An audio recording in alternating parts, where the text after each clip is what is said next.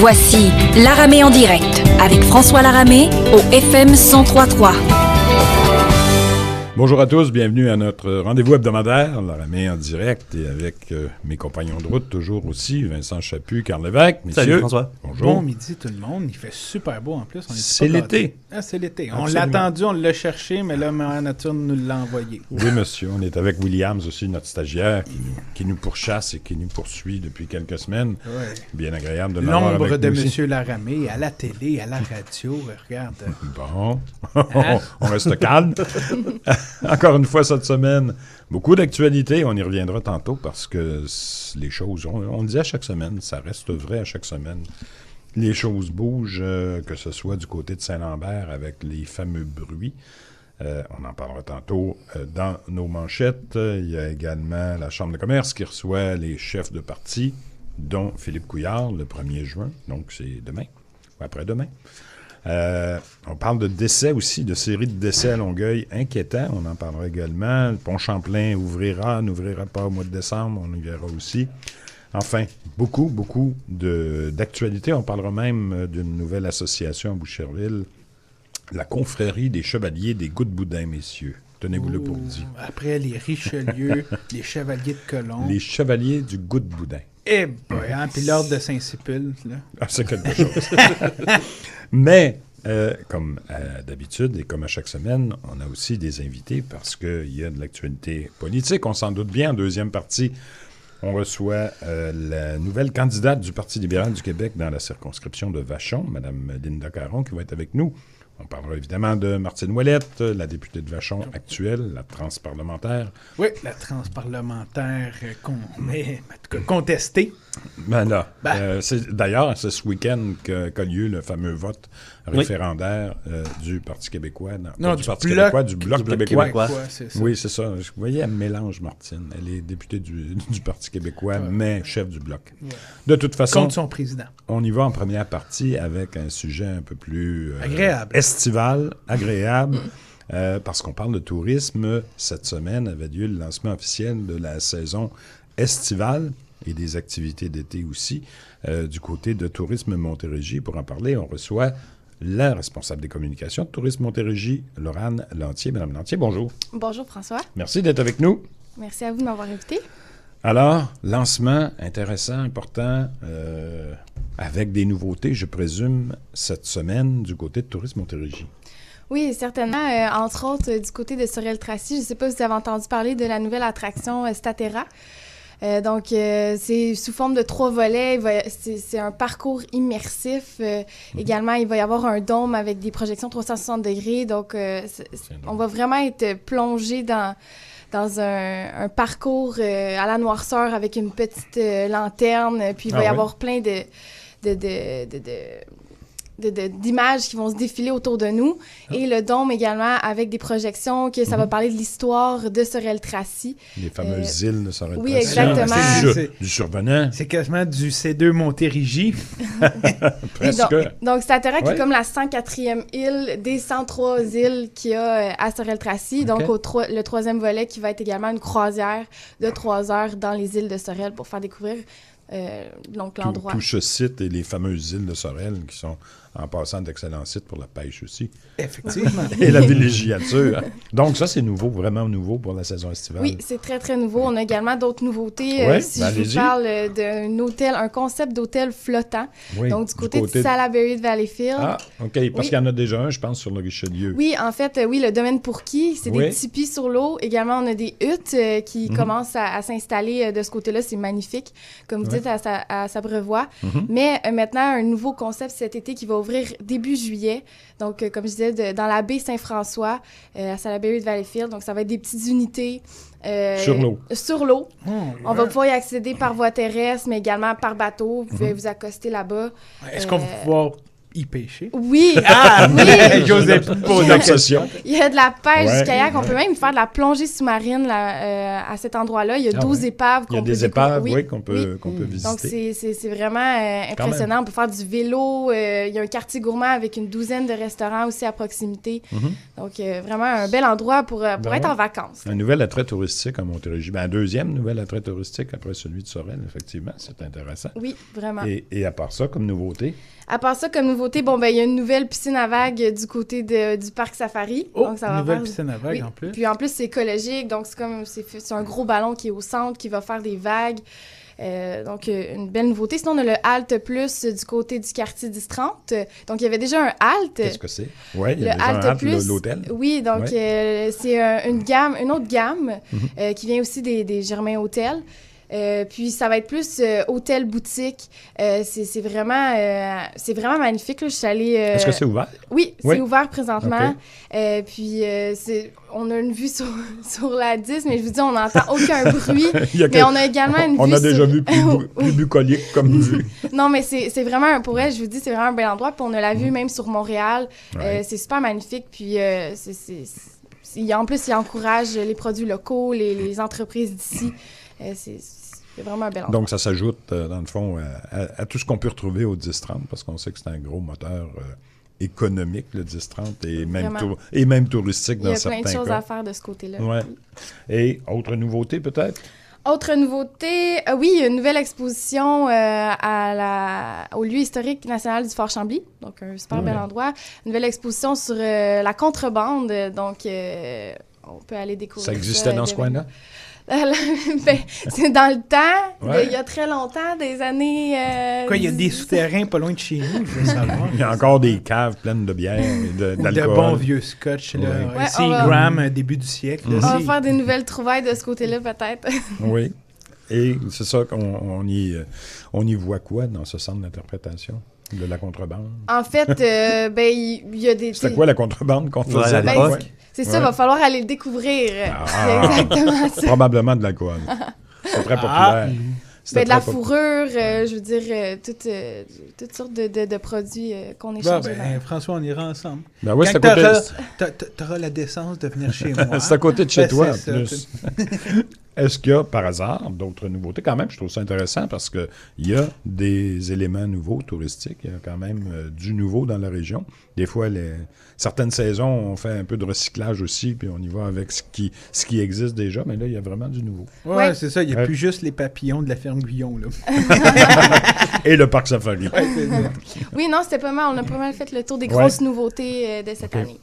Et je sais que au plan touristique et Tourisme Montérégie, vous en faites beaucoup la promotion. Montérégie, c'est une importante destination vélo. Oui, vraiment. On a 1000 kilomètres pour faire du vélo. De pistes. De pistes et de réseaux. également. Ouais. Donc, et 600 kilomètres qui sont asphaltés. Donc, le vélo qui prend une très grande importance sur notre territoire. Oui, on a des beaux endroits. Mais qui ne traverse pas encore le Richelieu. Non? Non, c'est Nulle sur part. le pont Frayeur à côté de chez moi. Et Ouais, Parc ouais. Canada n'a Ah, pas ben fait oui, c'est sa vrai. petite partie d'ouvrage. Alors Ouais. d'ici là, Il va falloir que tu te mettes là-dessus. faut pédaler vite pour sauter par-dessus le Richelieu. Vous avez, oui, le vélo est un produit phare aussi, mais je pense que l'agrotourisme est également très, très, très privilégié en termes de destination touristique. La Montérégie offre plein de choses. Effectivement, François, tu l'as bien dit, autant qu'on a la route des Cides, et en passant, on est la seule région au Québec à posséder une route des Cides. On a la route des vins aussi La qui route est des très, très vins. forte. Du côté de Rougemont, on a plein de vignobles et des cidreries également. Justement, les 2 dernières semaines, c'était les pommiers en fleurs, ce qui est tellement magnifique. Ça dure tellement pas longtemps. Mais C'est ça, je pense qu'on est passé. Il y avait des dates de prévues Oui, pour oui. le week-end C'était les crêpes gourmandes, en fait. Crêpes et cidre. Oui, exactement. Durant, habituellement, les fins de semaine, les week-ends où les pommiers sont en fleurs, puis là, c'est le spectacle complet. Ouais. Cette année, on est passé un petit peu peu à côté parce que les pommiers n'étaient pas encore en fleurs. Ben en fait, ça dépend toujours de chaque année, ça dépend de la température. Absolument. Donc là, la température chaude est arrivée un peu plus tard. Mais Mais il y avait on des- l'a eu quand même. Il y avait des crêpes et il y avait du Oui, cidre il y avait des crêpes du cidre, puis il y avait les 2 semaines de pommiers en fleurs également. également. On parle de vignoble, oui, de cidre. Il y a aussi un marché qui est en explosion, en développement, les bières, Oui, on a beaucoup de des microbrasseries. microbrasseries. Oui, et justement, bon, on commence à travailler beaucoup plus avec eux. En Montérégie, on savait pas qu'on avait autant de Il y en a microbrasseries beaucoup, que ça, mais hein. il y en a quand même Ouais. beaucoup. Non, c'est vraiment un beau marché. Si on parle de Bedonden, Bedonron, du côté de Chambly, Ok. avec le musée... c'est un musée de bière, là. Il y a Ouais, plein d'affiches des années précédentes, etc. Donc, c'est un Il y bel a endroit il y a un également. resto d'ailleurs à Chambly là, qui se spécialise dans Oui, dans plusieurs, une offre.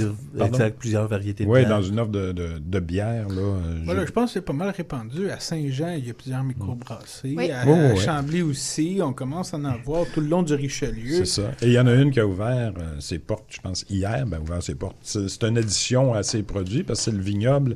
C'est un vignoble qui est ici, là, pas loin À de... Saint-Bruno, oui. Ouais, pas loin de Longueuil, à Saint-Bruno, le vignoble Coblotte, Ah. qui fait d'ailleurs, en passant, un vin de paille assez Un exceptionnel. vin de paille. Ben Un là, vin de paille exceptionnel. J'attends mon invitation, M. Laramé. On fait un deal. Vous me faites goûter au vin de paille, Bon, puis ça je y est. vous invite à la nouvelle attraction à Richelieu, Ah, la d'accord. grange du chef Apollon. Oh, oh, Oh! oh, Hein? on rit pas. Hein? Mais c'est ça, hier avait lieu l'ouverture officielle, en tout cas l'événement pour les médias Médiatique, oui. du lancement de la nouvelle microbrasserie du vignoble Coblotte qui va maintenant additionner un produit, donc une bière. Je pense qu'il y a même 3 bières qui vont être offertes, une blanche, une rousse et une bière ordinaire. blonde? dans le fond. Oui, une blonde, merci. Ça va s'additionner donc à son offre de vin et de vin de paille. Je vous recommande vivement de goûter à ça. C'est Alors, exceptionnel. On y va, on y va. On y va tout de suite après. À part ça, côté touristique. Si on continue à nouveau agro-touristique, il y a aussi Ouais. les fermes qui sont très importantes, des beaux produits qui sont offerts, des visites à la ferme également. Des fromages. Oui, les fromages. On pense à... Tellement de produits. Dans le coin du Richelieu, là, il y en a un, là, pas le ruban bleu, mais... La fromagerie au Gré des Champs.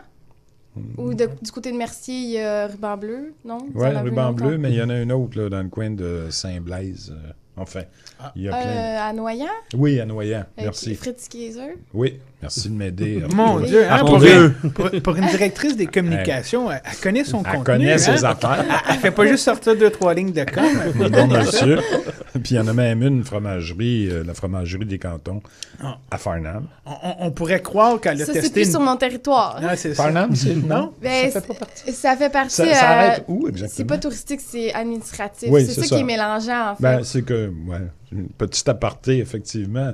Le Québec est divisé en régions. Et Administrative et, et- touristique. c'est ça, puis la des région- fois, la limite. la région administrative 16, c'est la Montérégie, et la Montérégie, administrativement parlant, ça va jusqu'à Sutton, ça va jusqu'à Abercorn, Bromont, ça va ouais. jusqu'à Bromont, effectivement. Tandis qu'au plan touristique, Ça appartient au canton de l'Est. voilà, distinction. Mais Farnham, ça coupe pas, hein, Farnham, non? Non. OK, d'abord. Je vous crois. Granby aussi, ça fait partie des cantons de l'Est. Oui. Au plan touristique. Oui. Bon, alors... Non, revenons- touristique, non, je voulais dire administratif. Oui, mais, ouais, administratif, c'est ça. pardon. Donc, oui, de l'agroalimentaire, oui, du vin, du cidre, de la bière, des fromages. À part ça, comme attrait touristique majeur pour les gens qui nous écoutent cet été, qui ont envie de faire le tour de la Montérégie, au lieu d'aller dans le Maine ou d'aller ailleurs au Québec. La Montérégie, c'est quand même une région très grande. Tantôt, vous avez parlé de Valleyfield. Si on pense que la Montérégie, c'est aussi Vaudreuil, Soulanges, Rigaud, Oui. qui est loin de notre compte, dans le fond, ici, là, mais ça fait partie, touristiquement parlant, de la Montérégie. Alors, Il y a moyen de passer la totalité de sa semaine Ouais. de vacances, là, Oui, vraiment. de Sorel à Rigaud, Mhm. en ayant une multitude d'attraits, de beaux paysages, puis de Ouais. souvenirs inoubliables. tout à fait. Wow, Les- c'est si bien dit. Vous allez l'avoir comme C'est mon porte-parole. porte-parole. Mais effectivement, au plan touristique, qu'est-ce qu'il y a d'autre comme élément majeur? Tantôt, vous avez souligné le parc safari. c'est un gros moteur aussi au plan touristique pour la Montérégie. Il y en a d'autres? Oui, bien c'est sûr, côté parcs nationaux, si on pense nature, Parc national des îles de Boucherville, qui est juste à côté de Montréal, mais qu'on se sent vraiment dépaysé. Et Vincent, on peut pêcher aux îles de Boucherville. Oh. Voilà. Parc du Mont-Saint-Bruno. Parc du Mont-Saint-Bruno qui est également. un des plus fréquentés. Oui. Lui, on peut pas pêcher. Je ne sais pas. Ouais, non. Non, on Non. peut pas pêcher. Non. Il est au courant. Mais il y a des lacs sur le Mont-Saint-Bruno. Je sais. Oui. Mais Tu le peux regarder les poissons. Le parc du Mont-Saint-Bruno est un des plus fréquentés de tout le réseau des parcs du Québec. En Effectivement. Plus. Ouais. Sinon, du côté culturel, patrimoine, c'est sûr qu'on a, comme j'ai mentionné, le lieu historique national du Fort Chambly. On a Lennox aussi. Fort oui, Lennox. mais Ouais, c'est malheureusement, le Fort Lennox il est fermé pour les 2 prochaines années. Ah Oui, j'aimerais on préciser. savait. Rénovation? Oui, pour Oui. des rénovations. Restauration, rénovation. Ça veut ouais. dire qu'on peut aller sur l'île? Eh bien, non. En fait, par exemple, ils vont offrir Pêcher, des je croisières. Ils vont offrir des croisières avec Ok. une explication, donc au moins une petite alternative de ce côté-là. Et à part ça, comme attrait touristique important. Sinon, on a la ferme Guillon, qui est toujours un attrait Ouais. touristique Ferme Guillon majeur pour- avec la papillonnerie, la ferme pédagogique pour les familles. Oui, c'est super vrai le que fun. c'est un gros moteur. Puis pour ceux qui ne connaissent pas ou qui ne savent pas où ça se situe, sortie 22 ou 23 de Ben, la l'autoroute. 10-35. Oui, c'est ça. Sortie le fond. 22 ou 23 de Oh. l'autoroute des Cantons de l'Est. Ben, où la 35 rencontre la 10. La grosse ferme qui est à votre gauche, rouge, c'est la ferme Guillon. Puis Ici, on Exporail vient aussi. vraiment à l'agglomération de Longueuil pour les gens à la maison. Y a-t-il des choses qui se passent aussi dans l'agglomération de Longueuil? Oui, il y a plein d'activités, des festivals, des événements aussi qui s'en viennent, notamment la fête du Québec, la le- Saint-Jean-Baptiste, la la Il y a fête du Canada. Il y a Classica. Le sommet des arts et Également, de la musique de présentement, Longueuil. oui, il y a le Festival Classica, Ouais. qui est un des plus importants festivals de musique classique dans la région. Donc, c'est jusqu'au 16 juin. Faut aller Oui, voir on plein est, de on est spectacles. dedans déjà. nous. Oui, c'est Ouais. ça. On s'est déjà commencé. Puis c'est tout autour. Donc, il y en a autant à Longueuil qu'à Saint-Lambert. Donc, vous pouvez aller voir toutes les représentations qui s'en viennent. Je voyais aussi sur votre site Internet un élément que je voudrais connaître un peu mieux, la route des arts et saveurs du Richelieu. Oui, Qu'est-ce que c'est? la route des arts et saveurs du Richelieu, en fait, c'est la vallée du Richelieu. C'est tout au long du Richelieu. Il y en a autant à Saint-Antoine du Richelieu, Saint-Marc. Jusqu'à maintenant, ils ont ajouté également tout le côté Chambly. Donc, vous vous promenez sur cette route-là, puis vous pouvez découvrir des artisans de métiers d'art, également des artistes créatifs. Et il y a également un côté gourmand à cette route-là qu'on a ajouté. Donc, vous pouvez voir des producteurs, vous pouvez les Ouais, visiter. le mercredi après-midi, je sors avec ma limonade puis mes 2-3 petits hiboux que j'ai créés, là. C'est le chemin des Patriotes, vous pouvez les acheter. Oui. Et il y en a aussi du côté de Venise en Québec. Je pense qu'il y a un rendez-vous des artisans tout Oui. l'été, dans le fond. Oui, exactement. C'est nouveau, ça? Non, Non. c'était là l'année dernière également. C'est moi qui l'avais pas oui, vu. puis il y a des petites maisonnettes, c'est super mignon. Ah ouais? Oui, Ça se passe vraiment à Venise en Québec, là, Oui. au bord de la baie Missisquoi? oui. Oui. Puis en passant, Venise en Québec, qui est un magnifique endroit pour aller en vacances, on se sent aux États-Unis, là, je peux vous le dire. Ben, on n'est pas loin. C'est pas d'ailleurs. très Oui, loin. on est d'ailleurs. pas c'est ça. loin, mais, À mais quelques si kilomètres. vous n'avez pas envie Ouais. de dépasser les Tu lignes, regardes là, pas le GPS en bateau, il y a des chances que Comme tu te l'agence retrouves- des douanes Que vienne tu te cogner. retrouves aux USA en quelques minutes. Moi, quelque chose qui avait attiré mon attention, en fait, c'est les 18 et 19 août. Il y a aussi le Musée ferroviaire canadien qui présente l'Exporail, avec des modèles de trains miniatures que tu peux aller voir. Oui, c'est toujours, pour vrai, c'est un événement attendu à chaque année. C'est vraiment le fun, comme vous dites, il y a des modélistes qui sont là, puis il y a plein de petits trains. Également, il y a un train miniature à l'extérieur, les enfants peuvent aller se promener dessus. On peut faire des tours de tramway, tramway d'époque, puis c'est le seul endroit au Canada où on peut faire des Ouais. tours de tramway. Donc, Effectivement. Au plan touristique, la Montérégie, c'est une des régions, oui, importantes du Québec, mais en termes de retombées économiques, est-ce qu'on a des chiffres, au moins en termes de fréquentation? Il y a combien de touristes là, qui fréquentent la Ben, Montérégie? En fait, c'est ça, on a 10 millions de visiteurs par année qui viennent en Montérégie et on a autant de visiteurs l'été que l'hiver. C'est quand Ouais, même c'est important à vraiment mentionner. une destination 4 saisons. Oui.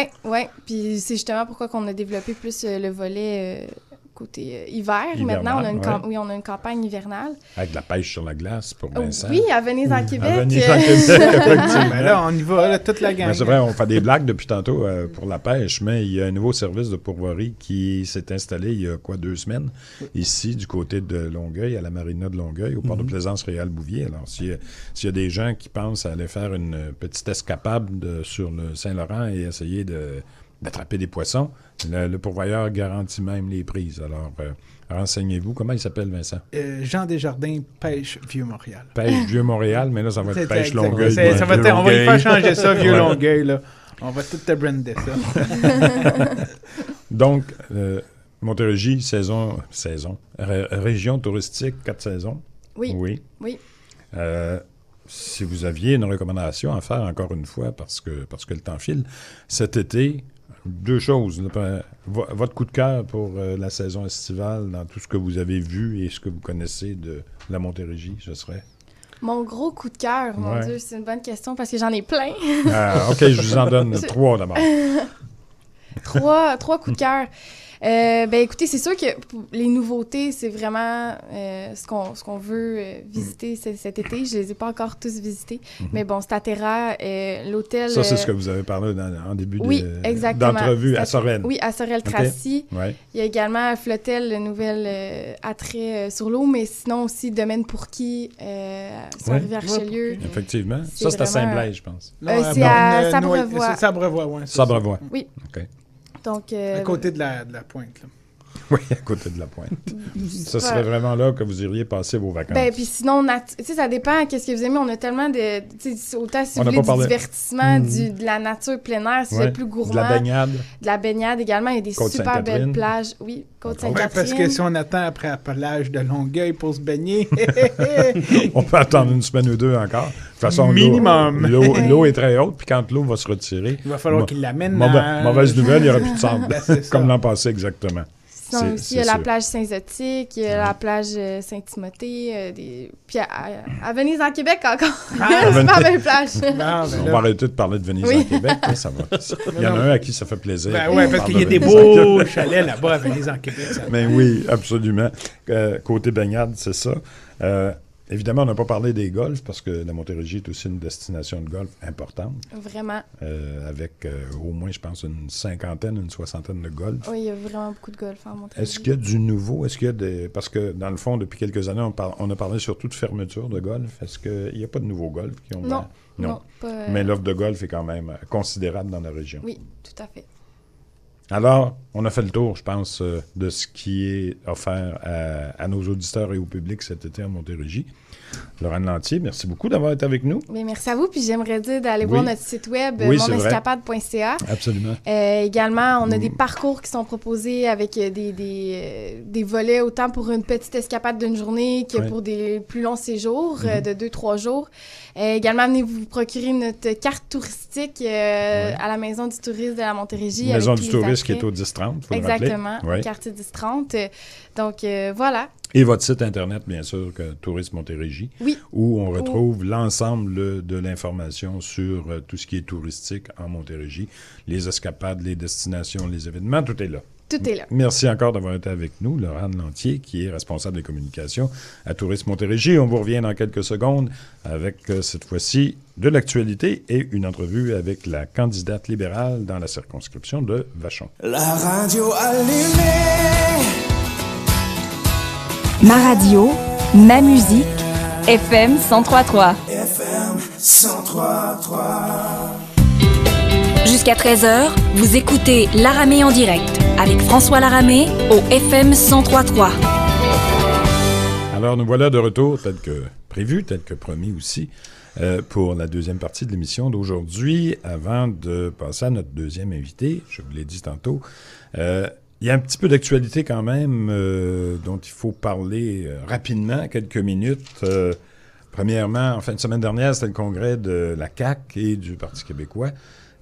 Du côté de la CAQ, on a annoncé, je pense que c'est la nouvelle qu'il faut retenir ici, c'est la candidature finalement de Stéphane Le Bouillonnet, qui Oui. sera candidat de la CAQ dans la Prairie. On n'a pas eu... On entendait tout Oui, parler. oui. On savait que le président C'est ça. de la CAQ avait des ambitions pour retourner dans son ancien Absolument. comté. Puis on sait tous aussi que 125.com le donne pas mal gagnant. Oui, aussi. Ça chauffera peut-être pas beaucoup dans la Prairie.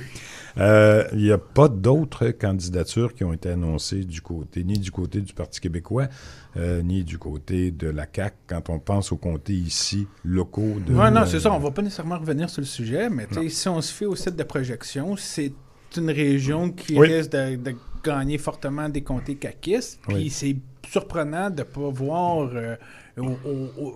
autant d'annonces, aussi peu d'annonces. Les gens se présenter. C'est ça, parce qu'on s'attendait tous à avoir des grandes... Les deux comtés de Longueuil, le comté de Saint-Hubert aussi, Saint-Lambert, Brossard aussi, on n'a pas encore de nom et pourtant tous les sondages indiquent des avances de la CAQ. La seule personnalité qu'on entend, c'est le docteur Carman, mais on n'a pas de confirmation de comté de la région non plus. Mis à part que ce serait à Longueuil.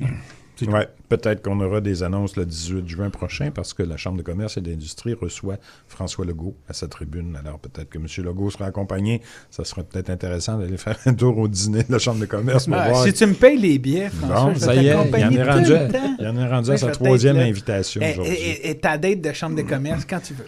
Et demain, aussi 1er juin, c'est Philippe Couillard qui est à la tribune de la Chambre de commerce. Ça se passe du côté de Saint-Jean-sur-Richelieu parce que c'est en collaboration avec la Chambre de commerce de ce coin, mais la Chambre de commerce et d'industrie de la Rive-Sud est impliquée et il devrait y avoir une délégation des élus de la région dans le cadre toujours du grand mouvement pour l'autoroute 30.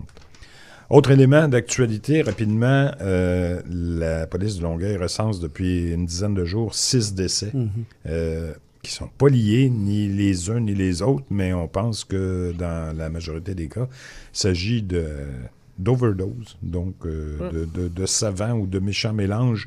Ce qui circule beaucoup, c'est qu'il y aurait certaines substances qui circuleraient sur la Rive-Sud actuellement. C'est ça, on n'a pas le nom encore, fait qu'on ne va pas le nommer puis apeurer les gens. Non, mais quand une série de décès comme ça, liés à de la consommation, on n'a pas besoin d'un bac en toxicomanie pour comprendre qu'il y a quelque chose qui circule, c'est mortel dans ce cas-là. C'est ça, puis quand on voit la crise du fentanyl aux États-Unis, dans l'Ouest, t'as tout le temps craindre qu'un jour ça vienne ici.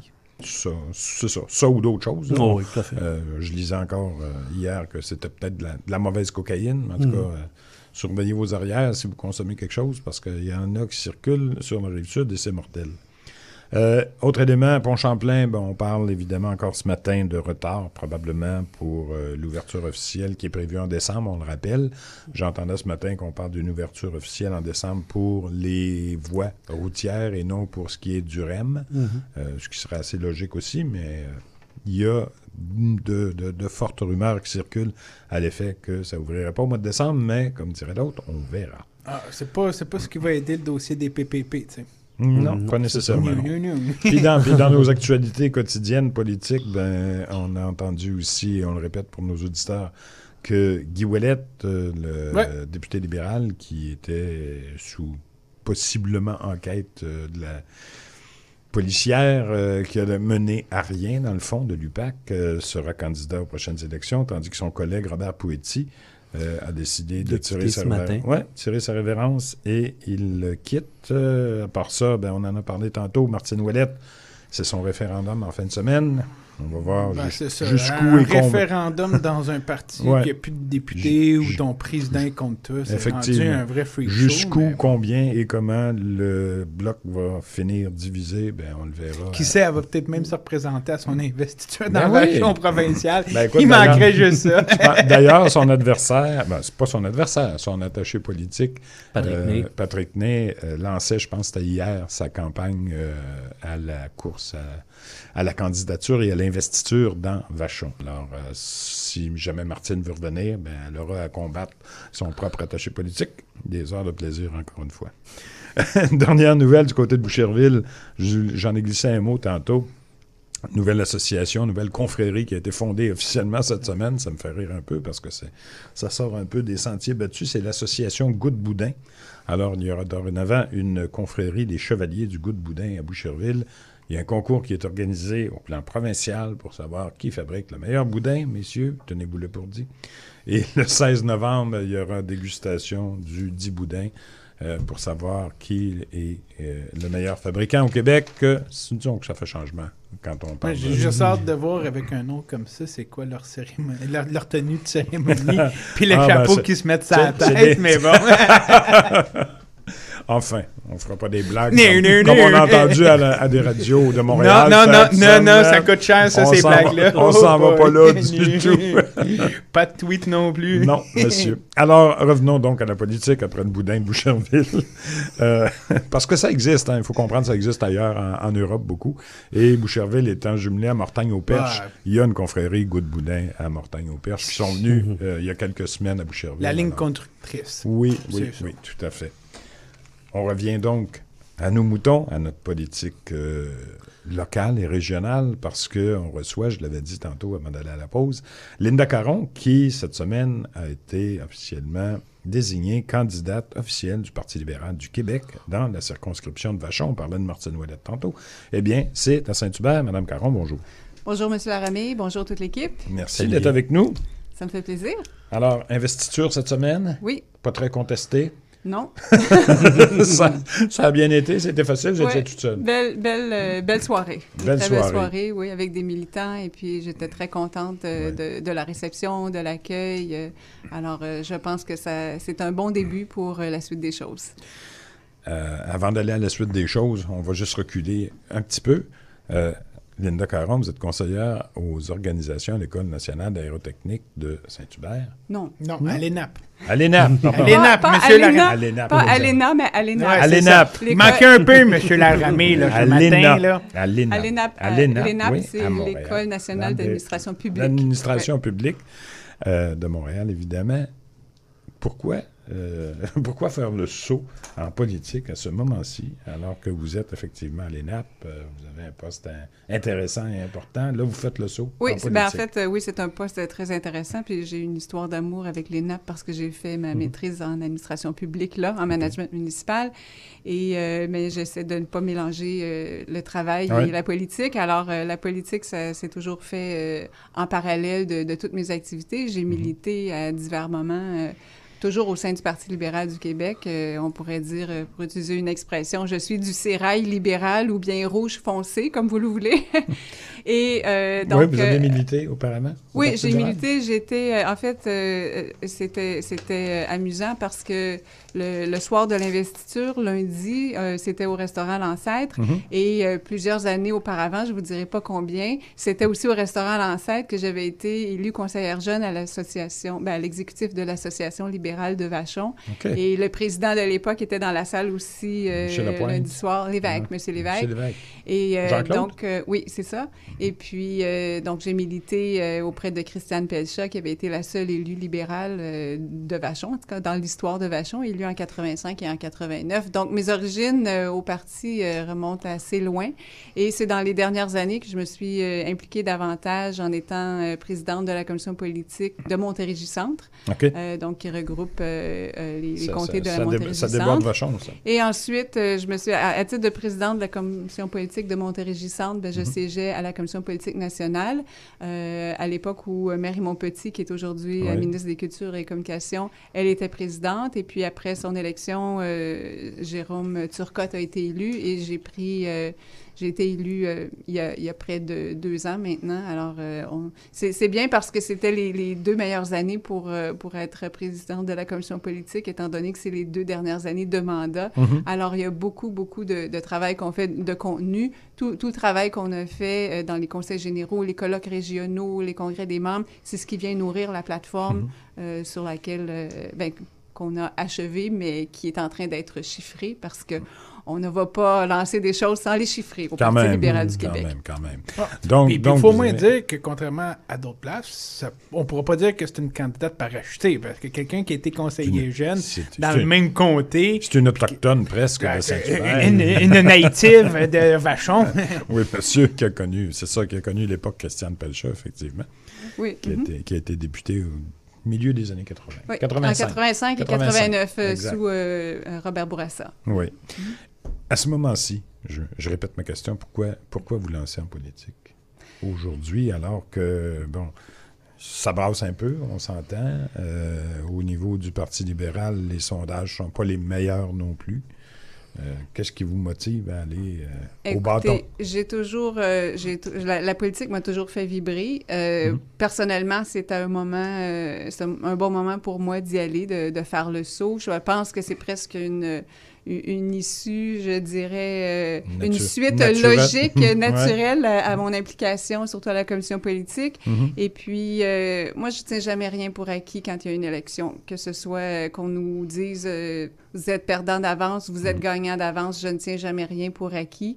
C'est sûr que les campagnes se jouent beaucoup au niveau national, mais je pense qu'on a les candidats et candidates ont leur travail à faire localement pour rencontrer les gens et tout ça. Puis j'ai confiance à la sagesse des gens, au jugement des électeurs qui vont, quand ils vont rencontrer les candidats et les candidates de tous les partis, là, vont pouvoir décider ce qui est mieux pour eux et puis prendre une décision. Alors, je vois jamais ça comme si tout était cané, comme si tout était réglé à l'avance. Ouais. Quels seraient vos principaux enjeux locaux dans la circonscription de Vachon? Bien, écoutez, moi, je pense que un des enjeux importants, c'est le transport. On est, comme vous le savez, il y a d'ailleurs une coalition pour l'autoroute 30 qui passe en plein Saint-Hubert. C'est ça. Et moi, je pense que, en fait, l'autoroute 30 est victime de son succès parce que vous vous rappellerez que pendant des années, on a espéré que l'autoroute 30 soit prolongée. Le prolongement de la 30, on l'a demandé longtemps. Voilà, ça s'est fait, mais on a été victime de notre succès. Ça n'a pas diminué, ça a augmenté l'achalandage. Et c'est pas fini avec ce qui s'en vient, entre autres, du côté de Contrecoeur. Oui, et aussi puis le REM. C'est ça. C'est ça, le REM, et c'est ce que je dis toujours dans les gens que je côtoie d'ailleurs au parti, c'est que le REM, moi je pense que c'est un excellent projet, mais ça va pas régler le transport. Il va y avoir encore plus de transport sur l'autoroute, plus d'achalandage, et ce que je pense qu'il faut prévoir, et ça c'est pas un enjeu juste de Vachon, je pense que c'est régional, puis il faudra que les décideurs locaux se mettent ensemble. Ils ont déjà commencé avec la coalition, mais il faudrait que les gens travaillent ensemble vraiment pour prévoir aussi un transport en commun d'est en ouest, parce que c'est vraiment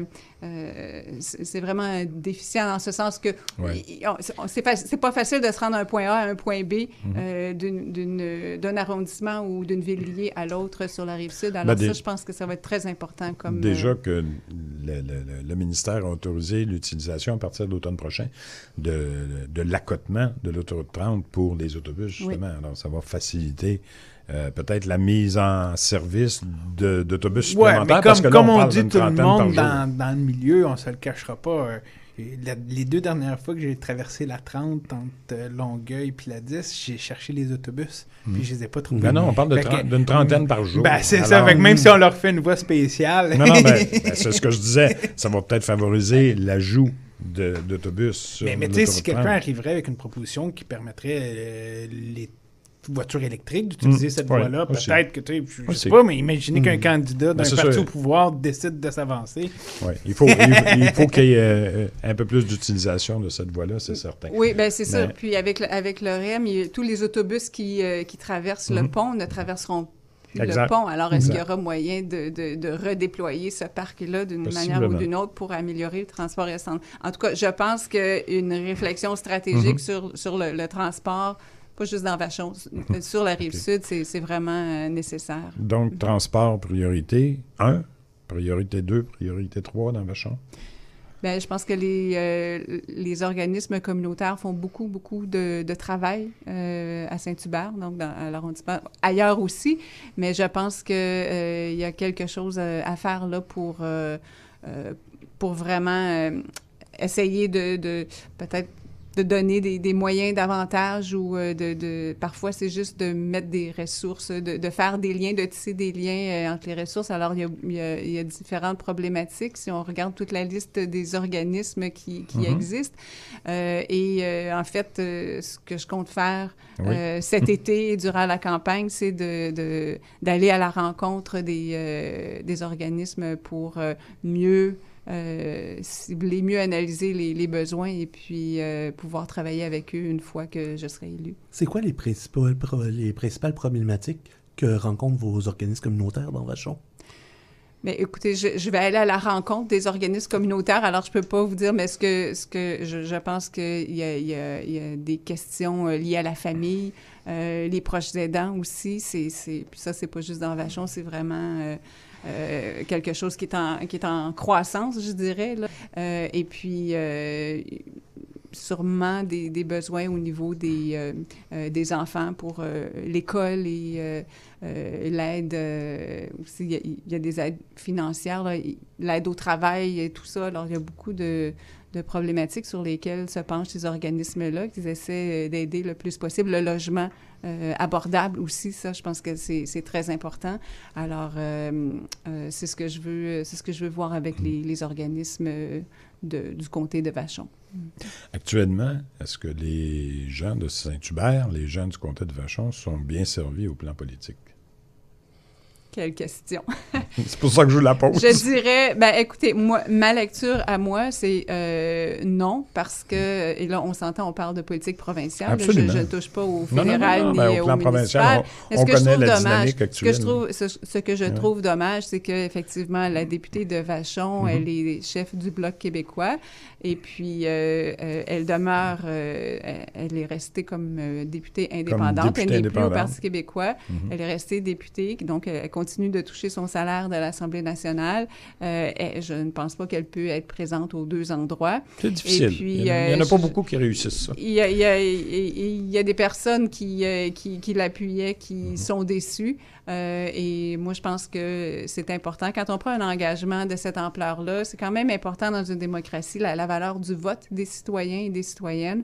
Alors, je pense que quand les gens votent, élisent une personne, cette personne-là a un engagement moral de rester, de faire le plus possible pour son comté, qu'elle fasse partie du gouvernement ou non, là, que ce soit dans l'opposition ou bien au pouvoir, c'est vraiment important. Évidemment, il peut arriver des cas de maladie où là, ça, c'est pas prévisible, la personne n'est plus capable de servir, c'est autre chose. C'est dans un Mais autre quand registre. il s'agit d'une question de choix parce qu'on veut aller faire autre chose, parce que ça nous tente plus, parce qu'on est dans l'opposition, on peut pas être ministre ou peu importe, ça, je pense que c'est vraiment déplorable. Puis, il faut que les gens aient ça en tête quand ils prennent l'engagement de ça n'a pas politique. nécessairement servi les gens de Vachon depuis au moins 2 ans d'avoir une députée plus ou moins absente. Puis en plus, on disait, c'est le bureau qui règle bien des cas, mais là, le bureau, le principal attaché politique est en campagne déjà pour être candidat.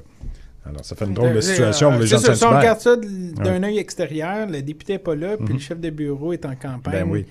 Et ça ne doit pas travailler fort dans ce bureau-là. Ça fait un petit peu drôle, effectivement. Tout le monde est encore payé, en plus. Aux dernières nouvelles. Bien évidemment. Parce que je ne veux pas parler pour l'attaché politique. Peut-être qu'il a pris son sans-solde, là, mais aux dernières nouvelles... Aux dernières nouvelles. Si on parlait de la situation du Parti libéral du Québec dans Vachon, aux dernières élections provinciales, puis tantôt, vous l'avez dit, rien n'est gagné, rien n'est joué. Puis à la dernière élection, je me souviens de votre prédécesseur qui était candidat. Et pour ceux qui ne le voient pas sur Facebook, qui est aussi dans le studio, donc Michel Bienvenu était le candidat libéral aux dernières élections dans Vachon. Il a perdu par 175 votes ou à peu près contre Martine Ouellet. Ça a l'air que s'il y avait eu un autre directeur des coms, peut-être que ça a fait la différence. Peut-être qu'il y aurait une différence. C'est toujours la faute des coms quand ils perdent, puis quand ils gagnent, c'est grâce au candidat. C'est un classique. Mais, sans faire de blague, aux dernières élections, il y avait quand même une situation un peu plus délicate. À quelques semaines des élections, il ne faut pas se le cacher, il y a bien des gens qui pensaient que le Parti libéral était pour en manger toute une dans Vachon, puis finalement, ça a fini extrêmement serré. Alors, les campagnes, oui, servent à quelque chose, même, puis on peut prendre un exemple, la campagne fédérale aux dernières élections. Le Parti libéral était 3e à peut-être 3 semaines du vote, et ils ont finalement remporté l'élection majoritaire. Alors oui, les campagnes peuvent changer des choses. Pensez-vous que cette année, le Parti libéral dans Vachon est en bonne position? Parce que votre prédécesseur, Michel Bienvenu, est actuellement président du parti dans Vachon. Dans Vachon, oui. Ben, comme je vous disais tout à l'heure, je pars en ne tenant rien pour acquis, mais c'est certain que je pense qu'il y a de très bonnes chances pour le Parti libéral dans le comté de Vachon, avec beaucoup de travail, en rencontrant le plus de personnes possible, et puis la composition du comté change aussi. Ça devient plus varié et tout ça. Alors, et les jeunes qui sont quand même présents dans le comté de Vachon représentent, d'après moi, un groupe, si vous voulez, qui est très ouvert et qui a pas des besoins, mais disons les jeunes, en tout cas, si je me fie aux jeunes de mon entourage, ils sont ouverts, ils veulent vraiment... ils ont un esprit d'inclusion, un esprit d'ouverture. Alors, de se replier sur eux-mêmes, c'est pas vraiment ça qui les fait vibrer, je dirais. Et puis, donc, en tout cas, c'est un aspect qui change un petit peu la dynamique et je pense qu'on a de bonnes chances. En tout cas, on va... c'est ce que j'imagine que vous le souhaitez vivement. Oui, mais en fait, je peux me permettre, je pense que si les gens se demandent en 2014, c'était quoi leur situation financière, c'était quoi leur situation à eux, personnelle, puis en 2018, qui font une comparaison. Est-ce qu'ils sont mieux qu'ils étaient? Ou est-ce qu'ils sont aussi bien qu'ils étaient? Et ça, parfois, ça pèse dans... J'imagine que c'est une des questions que vous allez poser aux gens. Et à votre avis, leur réponse, ça serait quoi? Ah, ben ça va être à eux de répondre. Ça va être à eux de répondre. Mais moi, ce que je trouve, et c'est une des raisons pour lesquelles je suis avec le Parti libéral du Québec, c'est que on manque pas d'emploi. Au contraire, on manque plutôt de travailleurs. On manque pas d'emploi. On est en pleine période de croissance économique. On réduit la dette. Et donc, l'avenir est prometteur pour les jeunes et pour la population en général. Et je pense que ça j'imagine que ça fait partie des choses auxquelles les gens vont penser. Là. Alors, vous le souhaitez, en tout cas. Ben oui, je pense que, en fait, oui, je suis certaine que les gens vont prendre tout ça en considération, au-delà des gros titres, au-delà d'un point ici ou là. Je pense que si les gens se posent des questions, quand on dit qu'il y a plus d'1 million de personnes qui ont obtenu un médecin de famille, mais c'est pas juste 1 million de personnes. J'en connais des personnes qui ont un médecin de famille aujourd'hui puis qui n'en avaient pas il y a 4 ans. Alors, c'est le genre de questions, j'imagine, qu'un électeur se pose. En tout cas, moi, je sais que je me la pose à chaque élection, puis ça fait partie de mon choix. Et dans Vachon, j'y reviens, comment va le Parti libéral? Les troupes sont mobilisées, sont nombreuses? Je crois que les troupes sont très mobilisées. Ouais. J'ai eu d'excellents commentaires à la fin de la soirée d'investiture et des personnes qui m'ont dit « Je t'appuyais, mais là, je t'appuie encore plus. Tu m'as vraiment... Ton allocution m'a vraiment touchée, puis je travaille avec toi. » Puis plusieurs personnes qui m'ont dit « OK, je vais aller avec toi pour faire du porte-à-porte, pour faire de l'accompagnement et tout ça. » Donc, je pense qu'on est probablement au meilleur niveau qu'on n'a pas été depuis longtemps dans Vachon. C'est ce que j'étais pour dire, parce que la semaine dernière, ou il y a 2 semaines, on recevait un de vos collègues, Ludovic Grisé, qui est candidat dans Montarville. Il nous disait qu'il était rendu, je pense, à 3000 portes de fait. 5 000 de mémoire. 5 000. En tout cas, il les a presque toutes faites, ces portes. Vous commencez, vous, votre campagne. Oui. Pensez-vous avoir le temps de faire toutes vos portes et de rencontrer des gens dans Vachon? Ben écoutez, parce qu'il reste 4 mois. Oui, il reste 4 mois, mais ça va être un été fort occupé et une campagne fort occupée. Les vacances vont être dédiées à la campagne. Oui, j'imagine. Oui, et non, de toute façon, je sais que Ludovic a commencé il y a longtemps. Il n'a pas fait 5000 portes en 4 semaines, là, c'est certain. Ben, c'est ça. Alors, non, mais écoutez, ça fait partie... c'est pas tout le monde a le luxe de pouvoir commencer aussi longtemps à l'avance. C'est quand on travaille en fonction de nos engagements. Élection, c'est quand même pas si mauvais. Là, rappelons-nous, avant les élections à date fixe, la grande majorité des candidatures étaient dans le dernier 100 jours avant l'élection. Là. Il y a cette conjoncture-là qui a changé, qui permet peut-être une approche un petit peu plus terrain, puis une présence des candidats un petit peu plus longtemps. Alors, Mme Caron, il nous reste à vous souhaiter bonne chance pour la suite des choses. Vous allez avoir un été occupé, donc beaucoup de portes à faire. Oui, alors je vous remercie beaucoup de votre accueil. On vous suit, bien sûr, pour voir comment ça se passe du côté de Vachon. Merci encore d'avoir été avec nous. De notre côté, il nous reste à vous souhaiter essentiellement et simplement une bonne semaine parce qu'on est en été. Profitez-en, allez jouer dehors un petit peu. Et on se retrouve bien évidemment mercredi prochain, même heure, même poste, pour la Ramée en direct. C'est un rendez-vous. Salut, messieurs. Merci. Bonne journée, François. Merci d'avoir été là aussi. Au plaisir, tout le monde. À la semaine prochaine.